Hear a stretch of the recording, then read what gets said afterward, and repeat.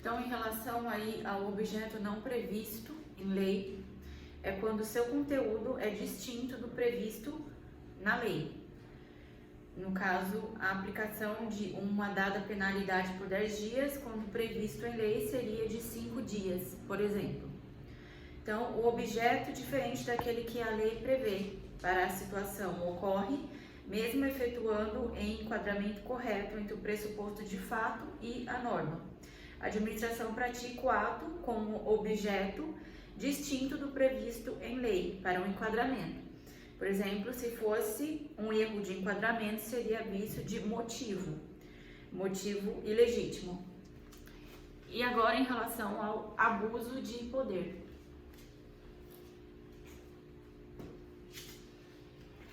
Então, em relação ao abuso de poder, ele ocorre de duas maneiras: o excesso de poder, que seria o vício de competência, e o desvio de finalidade, ou desvio de poder. Então, são duas modalidades. O abuso de poder incorre no excesso de poder e o desvio de finalidade.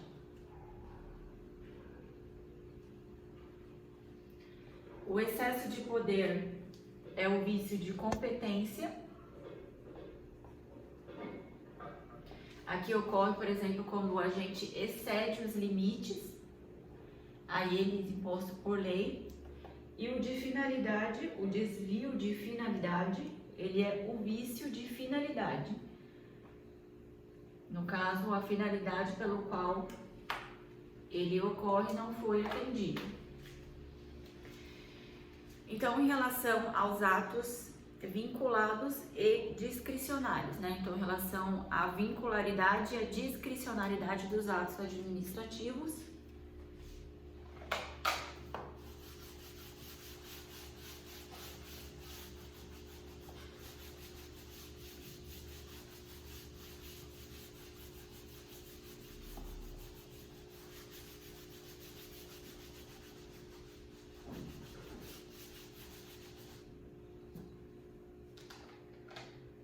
vinculação e discricionalidade.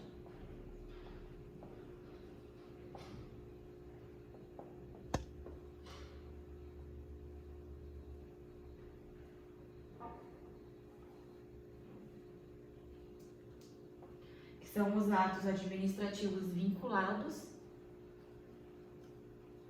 e os discricionários.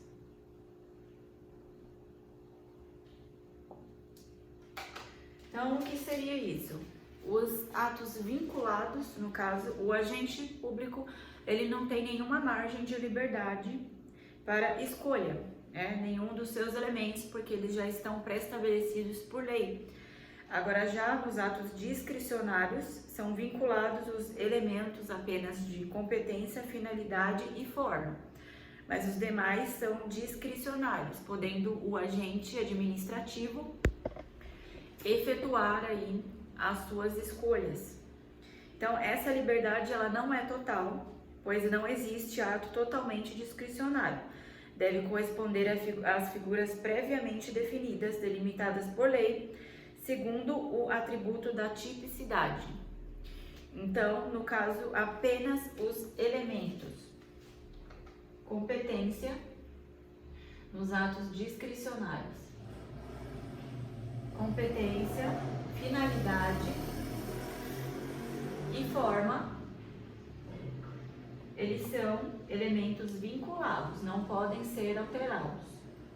O restante, eles têm um certo grau aí de liberdade para discricionariedade. E agora falando em relação ao mérito administrativo,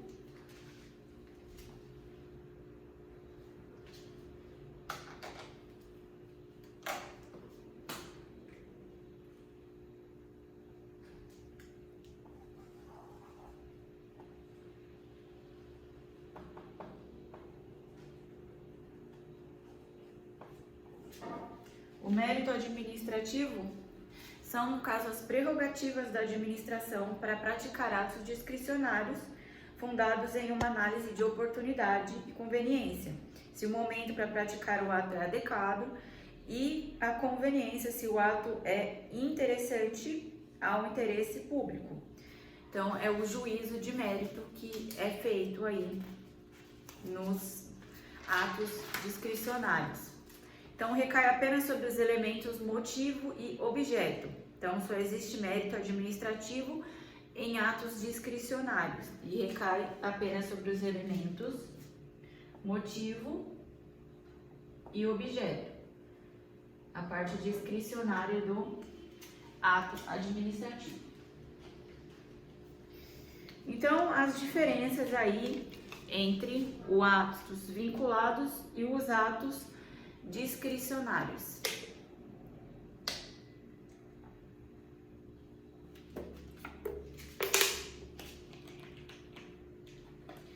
Então, os atos vinculados e os atos discricionários.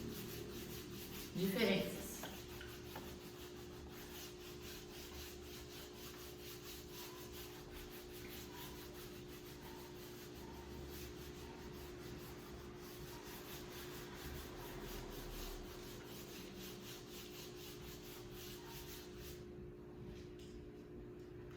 Atos vinculados e discricionários. Então, em relação aos elementos vinculados,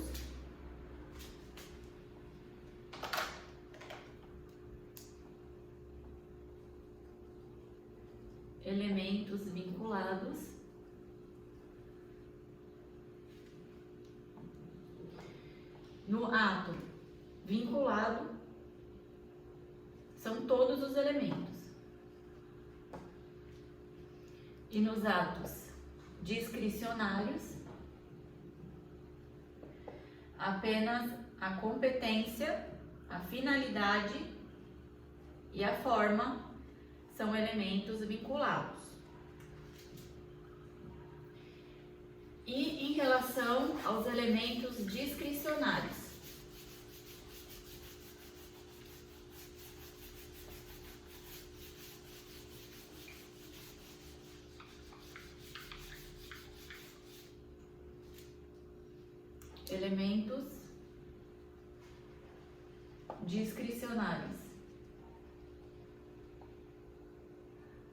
no ato vinculado nenhum, e no ato discricionário motivo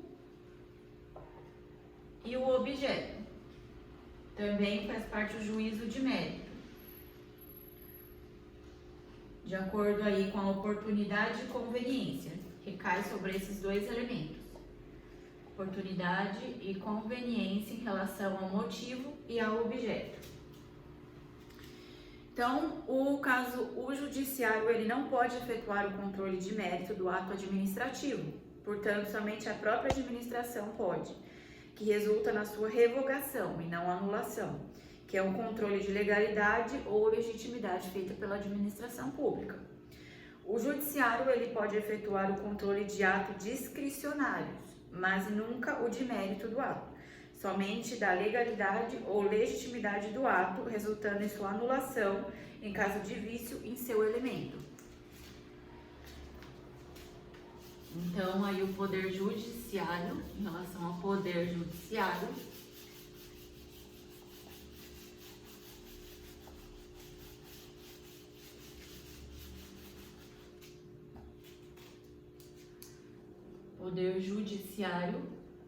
não pode efetuar controle de mérito.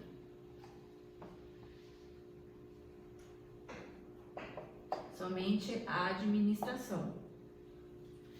O judiciário ele pode efetuar o controle de atos discricionários no que diz respeito à legalidade ou legitimidade, nunca de mérito, que é feito aí em relação ao motivo e ao objeto dos atos discricionários, é o elemento de mérito feito pela administração. E a classificação dos atos administrativos.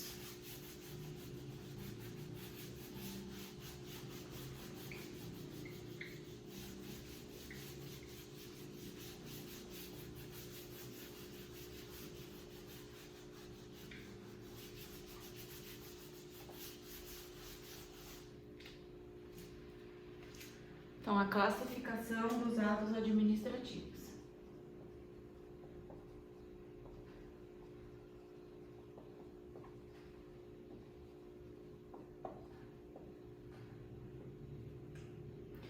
Então, o ato vinculado,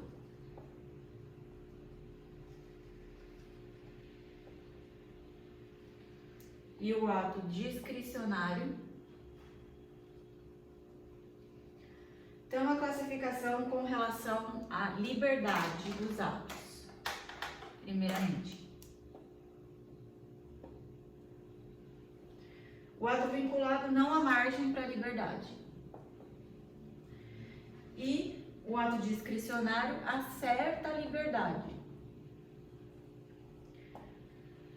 de decisão na prática do ato dentro dos limites estipulados em lei. E quanto à formação de vontade,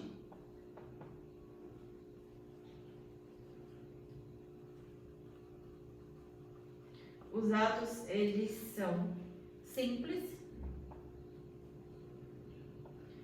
complexo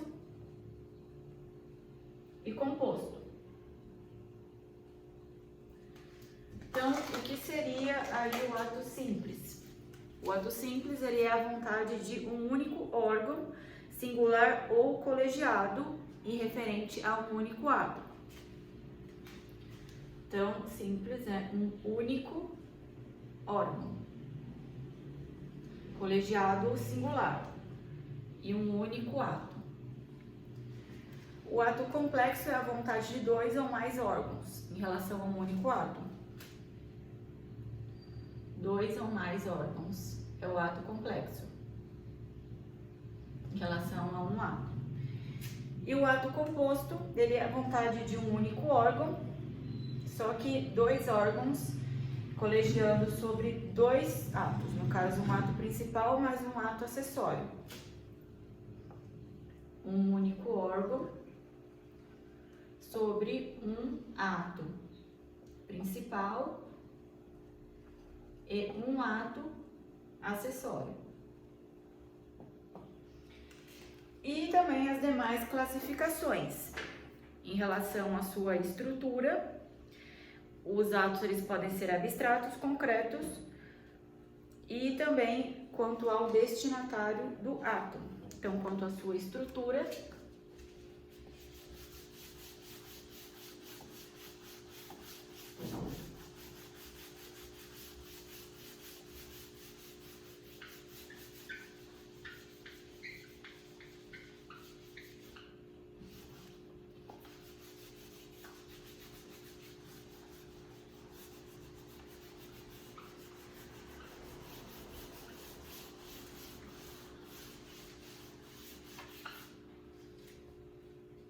quanto à sua estrutura. Eles se dividem em atos abstratos,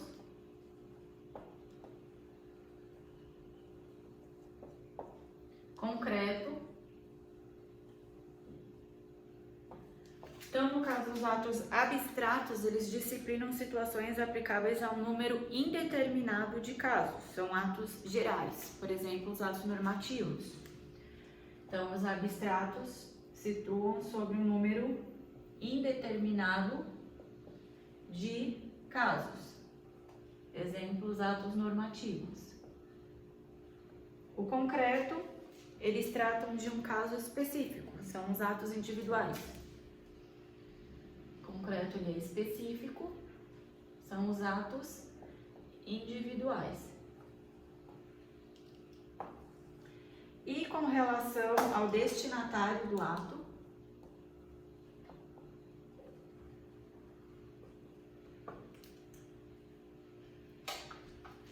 ele pode ser o ato geral,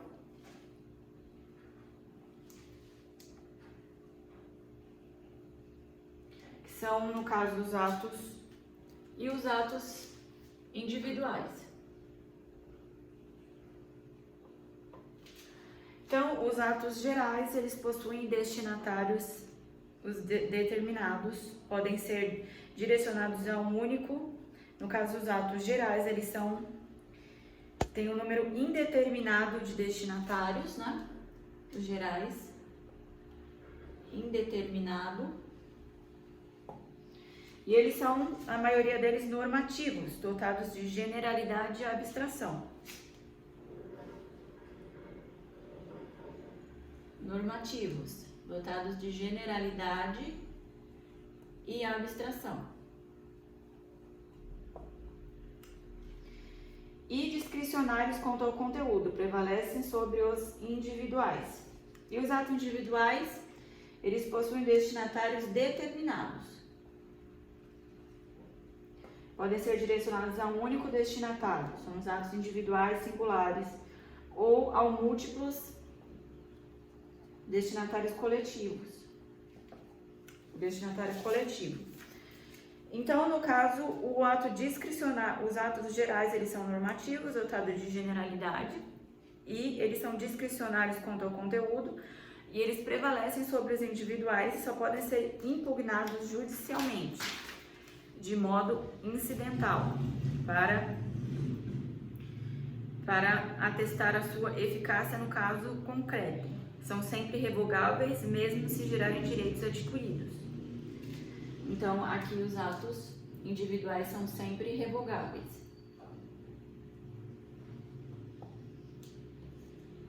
No caso, podem ser invalidados. E o ato individual, ele é o ato plurimo, desde que os destinatários sejam determinados. São atos concretos, discricionários ou vinculados, submetem-se aos atos gerais, podem ser impugnados diretamente, tanto pela via administrativa quanto pela via judicial.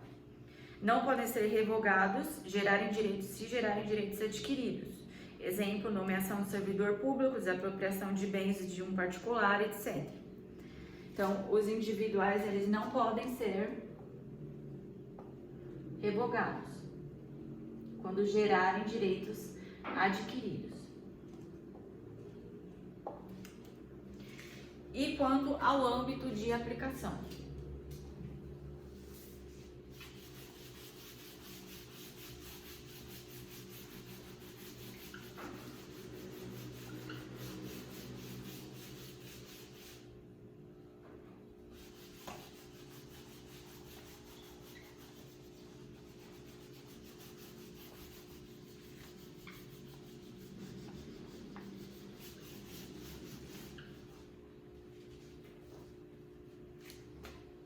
Âmbito de aplicação.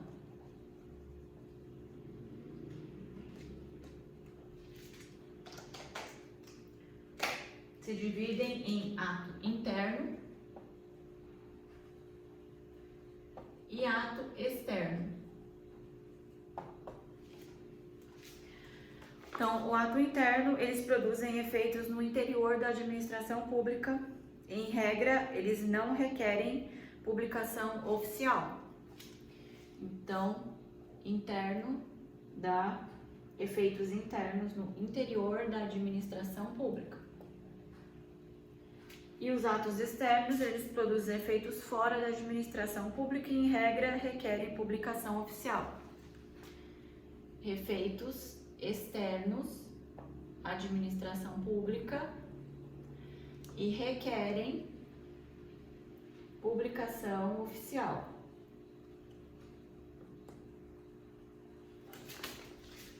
Então, em regra, não geram direitos adquiridos, podendo ser revogados a qualquer tempo, os atos externos.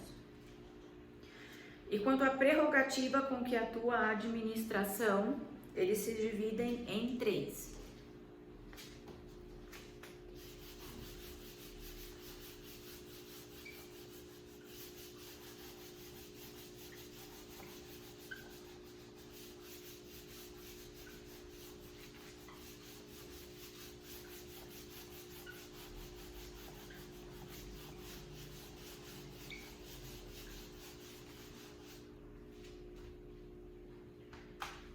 prerrogativa.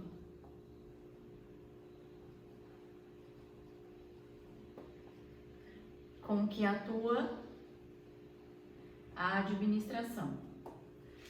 São atos de império,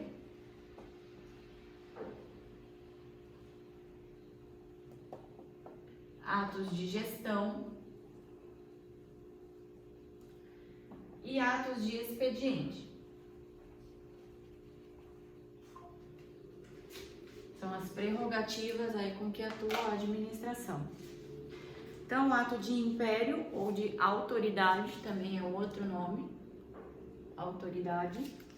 A administração utiliza suas prerrogativas para realizar uma imposição coercitiva ao administrado, de forma unilateral, poder extroverso, de império. Então, independente da sua vontade ou não.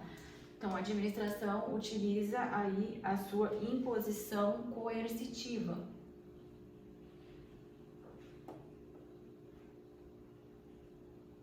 Unilateral.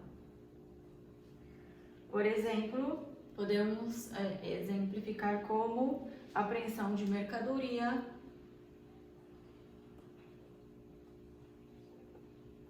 desapropriação e interdição de estabelecimento comercial.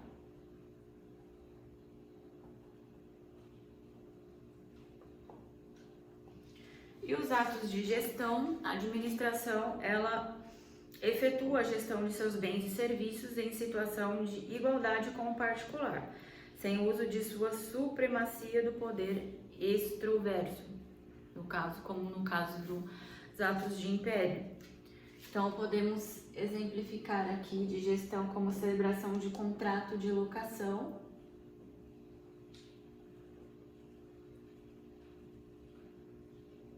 que é sempre uma relação feita com o particular com relação de igualdade, e também no caso de atos negociais, autorização, permissão, uso de bem público, né? Permissão de uso de bem público e aquisição de bens. E os atos de expediente.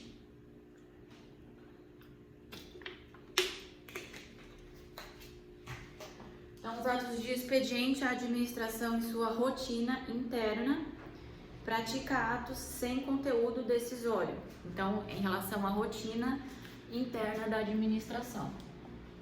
Expediente.